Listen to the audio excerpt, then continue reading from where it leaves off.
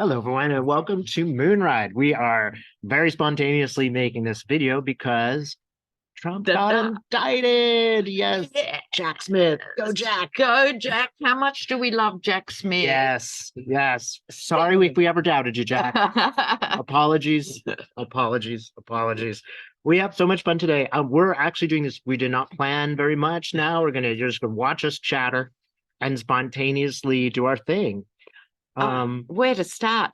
I think it's an array of charges, isn't it? 7 charges. So it's willfully hiding documents and obstructing them, looking for them, and yeah. So that's sort of a question. Which is the biggest charge? That's a good question. Yeah. Now, I forgot to mention this is Lena Rodriguez.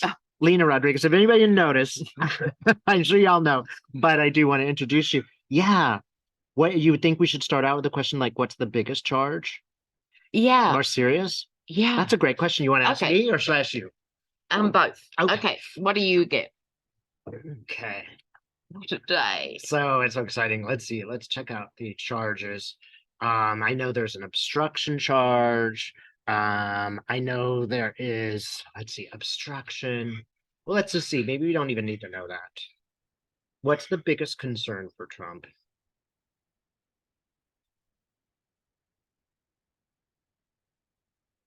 I get obstruction. I think that's the one that's very provable. Now they're all serious, but this is the one that's absolutely provable. There are witnesses to the fact. For example, a low-level guy who flooded the basement. How did that happen? It's a physical action. It's not, you don't have to determine what somebody was thinking. Someone told him to do that, or someone set it up so that that would happen. I'm seeing floods. I also seeing that it didn't work. Like he meant to destroy evidence, but he failed. And that is a really, really big deal. What do you think? Wow. Let's just have a quick look here. Okay, with this, I think this is, because this is juggling and manipulation, it's also an uneven surface. I think this is throwing him for a loop. I don't think anything until this point has quite penetrated the hide of the Yeti. And he's manically trying to think of a way through because he's never been held accountable, which is what Mary Trump says often, never been held accountable for anything. This is America, best of America card. Hello. Finally, action after all this time. I think this is the beginning of the end. We can't count our chickens before they're hatched or whatever that old saying was and stuff. But to me, his life of comfort and just being able to do the next grift and do the next thing has always, he's been the Teflon Don. And now suddenly he's cornered and it's not mysterious. He doesn't like it. So we will see what transpires from here. But I think another question, Dave, that everyone will ask, does this mean he can't run for president? But from what I understand, the problem is there is no precedent. There is no precedent. There's no law that I know of that says you can't run for president from jail. I mean, if he is in jail, I don't think you can stop him. There's no one would ever imagine that such a thing would ever occur, right? I mean, who would imagine that you would support such a person? But what question do you want to ask? Let's look at the grand jury. Okay. So the behind the scenes, what do you pick up for the grand jury? Okay, sure. Or are there two grand juries? I don't know. I can't remember. I'm so delirious. I think there are two. It's still not totally clear to me yet, the Florida and Washington, D.C. thing. And I don't think it's clear as I'm reading the news quite what they're doing in those two different venues. I don't think this is known to the public yet or why, as far as at least the New York Times is. But let's just see the grand juries. Maybe I'll even look at Florida. Coiled snake is what I'm getting. Okay. It's just like that snake that's ready to strike. Wow. I'm looking at that grand jury.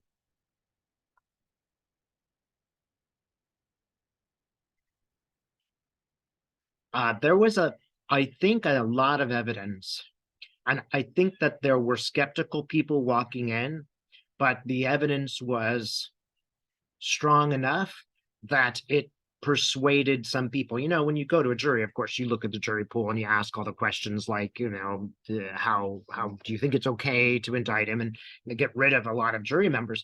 But there might be kind of centrist on the fence people. And I see almost like a just regular middle America people. And one woman in particular, she's got curly hair, and it's almost like she's disappointed when she finds the truth. There's a movement between centrist and wow, this is really disturbing. It's almost like she's saying to herself, I wish I'd known this. I wish I had figured this out sooner. Like before she voted for him, maybe. Yeah, before you know, she made a statement about Trump. This is really important. I think that when you confront people with information, I mean, Trump, if anything, all these people are coming out against his indictment. They should be happy if they believe he is innocent in our American system. This is a way that you go and you prove that you are innocent. You have the facts out before unbiased people, not in front of news agency.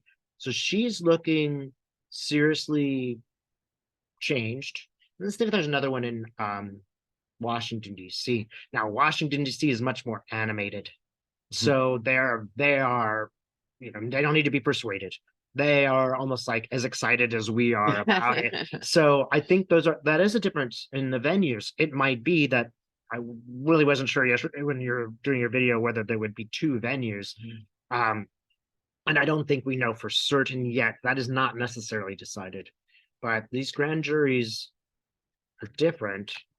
And one hopes they will be 2 separate cases. I don't know if they can be, but I'm kind of getting, I don't think it's clear, because it is up to Trump and he makes the suggestion and then the government comes back and they decide what the venue is going to be. Obviously, Trump would rather it be Florida because there are going to be more Republicans on the jury. But that is a big question. I mean, maybe that's the question we want to ask. What do you think? Sure. Okay, we kind of talked about it a little bit today, but I didn't think I was very clear. Will there be 2 venues? Will there be 2 venues? I'll just have a quick look here. 2 venues. And it might. Oh, what flew out? Page of Wands. Lovely card.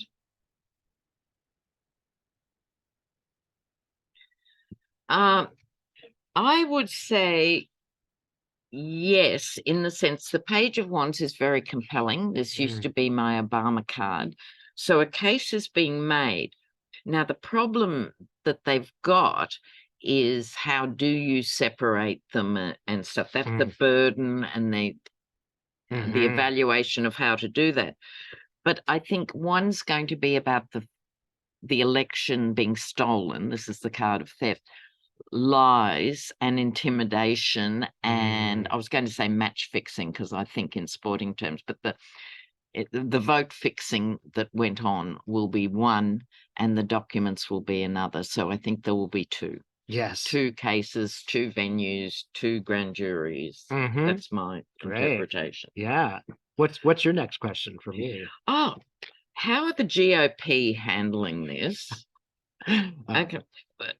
I tell you what I think maybe we should do. I could look at how the GOP are publicly handling it, and you could look at behind the scenes what's really going on. Don't you think? Yeah, that's a great question. Okay, so I'll just throw out some cards here, and because I think yours will be more detailed. So the public reaction to the GOP or of the GOP. What are they going to be saying on all the channels? Okay.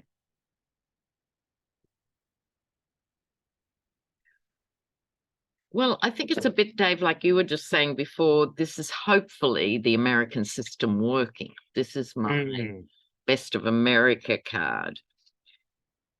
I don't think they're going to be saying too much. There might be a lot of no comments as they hustle into their SUVs, holding their cards close to their chest. I think they'll be talking behind the scenes, and you can tell us what about. This is people working cooperatively and can be bad juju in the sense of scheming. It can be scheming. Mm. Emotionally, I think they're going to be quite disturbed. Can be a wonderful emotion card, but they're hardly going to be elated. So it's the other interpretation, which is too much emotion. Mm-hmm. You know, people saying things like, "I told you it had come to this," and others, whatever. They're going to be so emotional about it, they won't be able to have a cohesive position. Mm-hmm. Okay, so behind the scenes, Dave? Just absolute chaos. It is just a beautiful chaos to watch them. Recriminations, arguing. There's a body of people, the Lauren Boeberts are like, oh, this is outrageous. We got to do something. And then there are the people who are saying, there's nothing we can do. I mean, he's indicted by the Justice Department. That is a different field. And there's nothing we should do. And then there's the kind of people behind the scenes, another Republican camp are like, I told you this would happen. I told you you shouldn't support this guy. And there's just a feeling of utter, just total chaos. This is dividing the Republican Party into at least 3 parts. There is not a practical, there is no solution to that. Just they cannot stop it. There's no solution, even in them going, you know, obviously Lauren Boeberts or MTGs are going to go out and say, oh, you know, this is outrageous. Deep state, we can't trust the DOJ. Blah, blah. Yeah. But, you know, there's a body of people that says, you know, look, we can't, this is in our Constitution. We don't have the right to, it's illegal to go and stop the prosecution of certain people. Trump has the same rights to a fair trial as anyone else. And we've taken an oath. We cannot undermine the laws that we believe in. These are the, you know, kind of few remaining sincere Republicans that are not just looking at now and Trump. They're looking at the long-term future of the conservative movement and the party. And they're very, very, I don't want to say chaotic. I almost want to say hopeless. They do not see how in the next 10 years, the Republican Party will recover from this. They wouldn't want Trump to succeed anyway, because then that's just going to be even more chaos. Yeah, right? and we tend to forget that there's a lot of Republicans, middle of the road Republicans, who do not want this man as a candidate. They really don't, you know. Yeah. Oh my God. Well, Dave, sorry to love you and leave you. But I have things to do, including making a video for my own people, intrepid viewers, to celebrate this moment. But we did just want to share it with you. This joyous moment. And let's get together next week or something. After a few days, we'll do a longer version for your channel on stuff. Okay, that sounds great. Well, thanks so much, Lena. That's terrific. My absolute pleasure. And y'all, feel free to take a victory lap right now. I mean, it's not over, but at least we've got some major movement on this, and Trump is scared. Finally. He is facing justice. Awesome. Thanks so much for watching, everyone. Okay, take care. Bye-bye.